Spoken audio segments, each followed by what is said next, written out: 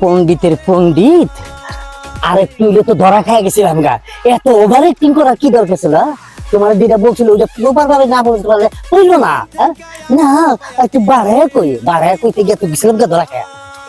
এর লেগে তো করে আনতে চাই না বুঝছ? 500 টাকা রাখতা। এটা কি দিলি? আজকে কত কি দিলে মানে? 500 টাকা দিছি। 500 টাকা, 3 জন মানুষ সারাটা দিন কাম করছি। হ্যাঁ 500 টাকা হয় কিছু? সারাদিন কাম করাইছি, সর্বোচ্চ 15 মিনিট লাগে না। তোরা আসলে বটতলা বইয়া ওখান থেকে টাইম না একটু অ্যাক্টিং করে কামছি। এই যে 500 টাকা দিছি এটাই তো তোকে 700 টাকা রাখবো। তাই তাহলে ভাই যা। আমি কিন্তু সব জানি। কি জানি? 2000 টাকা লইছো, 2000 টাকা লইয়া তুমি তোমার পকেটে রাখছো, আর আম করে দিতেছো তুমি 500 টাকা। আমি সব কয়ে দেবো। কি করে দিবি? তুই করে দিবি? আমি যে তোকে টাকা দিই না এলি তো সব কয়ে দেবো।